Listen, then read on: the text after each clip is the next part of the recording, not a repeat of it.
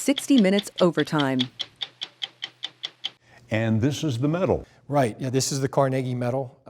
This week on 60 Minutes, we're doing a story about something that very few people have ever heard of, but it's been around for 117 years. It's called the Carnegie Hero Medal. It was endowed by Andrew Carnegie, the steel magnate, back in the early part of the 20th century. And he wanted to honor Americans and Canadians who had acted in heroic ways to save the lives of others. The cash award that comes with the Carnegie Medal is $5,500, but in many cases, the commission gives away a lot more than that. We also pay for funeral costs fully for a hero that is killed in the act. We pay any medical costs for any injury that they incur, to include psychological after effects, PTSD. We don't present a medal and walk away.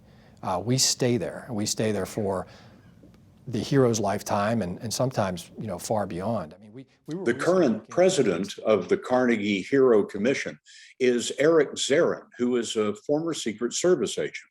We're a support system for them, not just financially, but Carnegie wanted to make sure that they did not suffer as a result of their split-second decision to put their life in danger for another human being. Our producer on this story, Aaron Weiss, talked to 50 Carnegie heroes to find the 3 that we were going to include in our story on 60 Minutes.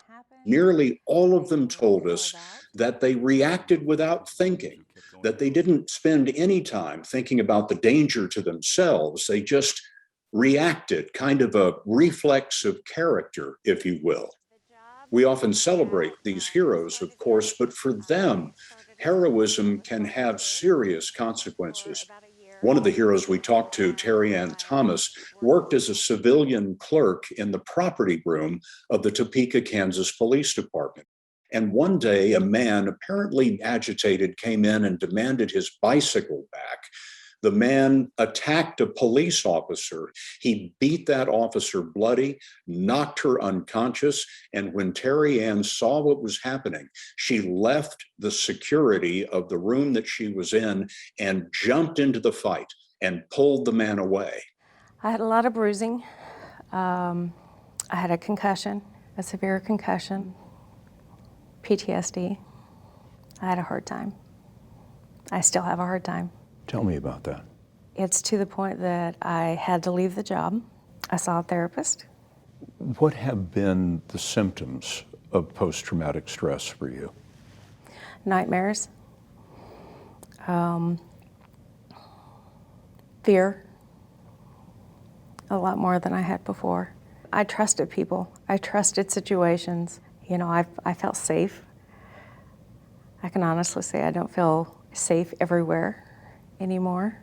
One of the heroes we interviewed is Pete Ponser, a federal administrative judge who was on vacation in 2015 on a beach in North Carolina when someone came to him and said that there was a boy drowning offshore. Well, Ponser has said that he didn't think about it. He just ran out and jumped into the water and swam 150 yards to reach the young man and pull him back to shore. And Pete Ponser was never able to get out of his mind the fact that a second young man was also drowning, but he was unable to save him. The next day when I was at the police department and they told me about the second boy not surviving, they said, "Pete, you got one, and you should always be proud of that. Dwell on getting the one." And I always appreciate that.